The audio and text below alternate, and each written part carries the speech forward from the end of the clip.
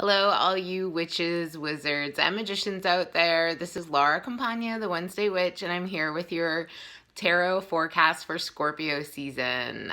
What an exciting time to be in the season of the witch. I am dressed in one of my favorite genders today, and perhaps the truest. And I think that Scorpio season is so fun because it invites us all to explore parts of ourselves and creation that normally we don't go towards or we're a little afraid to touch. So we contemplate death, healing, transcendence, sexuality, all of those things. And it's absolutely a powerful time of endings and beginnings. So the first card is the Knight of Discs, and he is a somewhat weary traveler. He has been on the road and going through it, and this summer was not easy for many folks, and Libra season brought a bit of a revisiting of some of those topics, and currently Mars, the ruler of Scorpio, is still going through Libra, and today is the Scorpio new moon on October 27th, and Mars is exactly in a square with Saturn.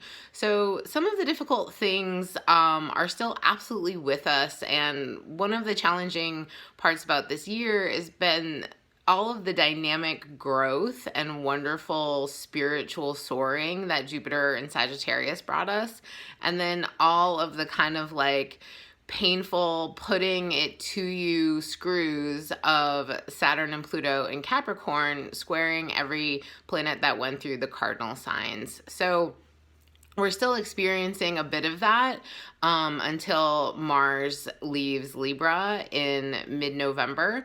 But it's absolutely just one factor, and many other things about Scorpio season are really wonderful and also drawing us into the emotional realm.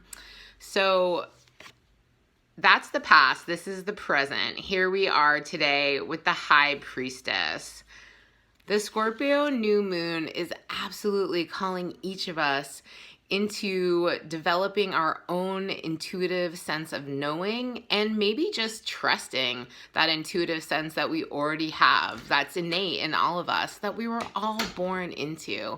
And this Scorpio new moon is in direct opposition with Uranus and Taurus. And Uranus and Taurus is causing a huge shakeup in areas of our lives that are usually really stable, really secure, and really fixed. Patterns that are ingrained that we don't want to change, or we don't know how to change, or we're really not comfortable changing.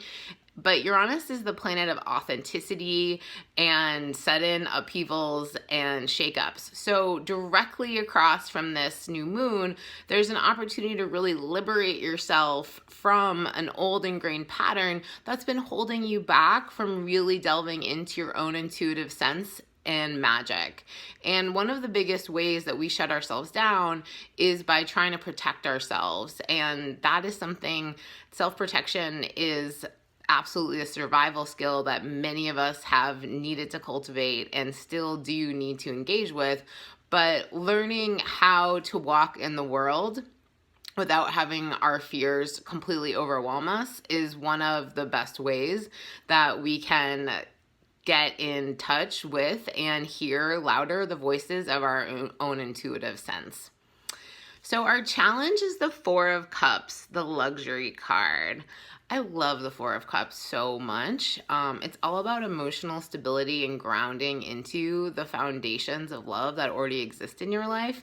And Mercury is going retrograde on the Witch's New Year, Halloween, October 31st.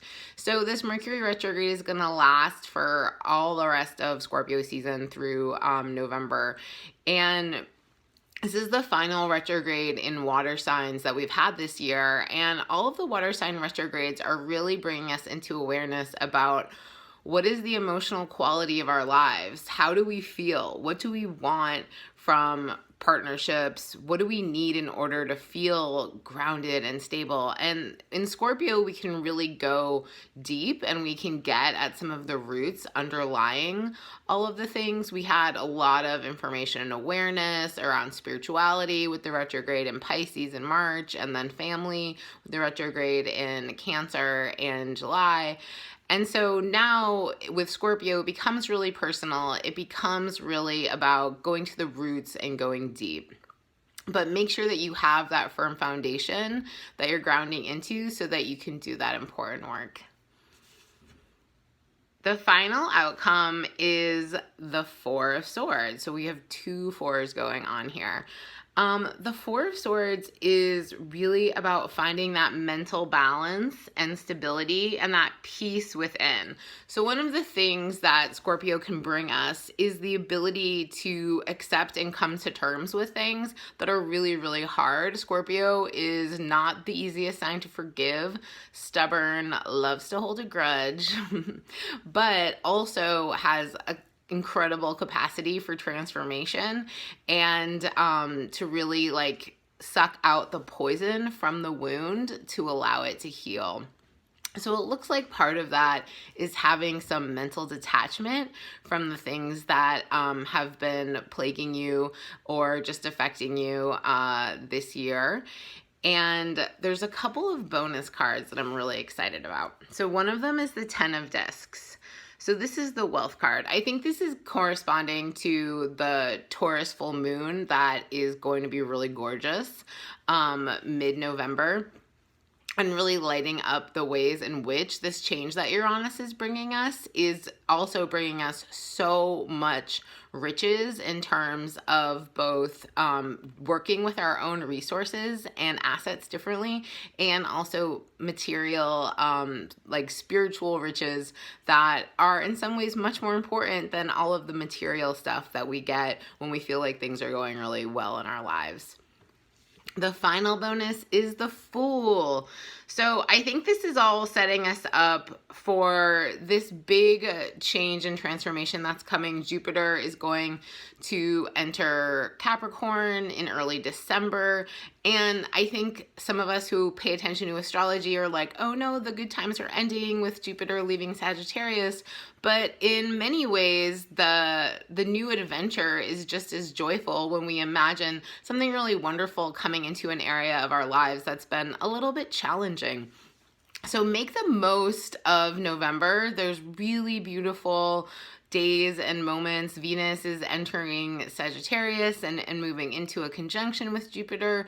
So all of this is going to just make the end of the year really sparkling and special, while also continuing to draw us into that deep healing work that's necessary for us to be ready for the Saturn-Pluto conjunction in January. So that's what I have for you today. If you'd like to go deeper with any of this, you can join my Scorpio season workshop, which is a mixture of astrology, yoga, and energy healing that is happening on November 17th. So there's information about that in my bio. And I hope you all have a really blessed Scorpio season and Samhain. Bye-bye.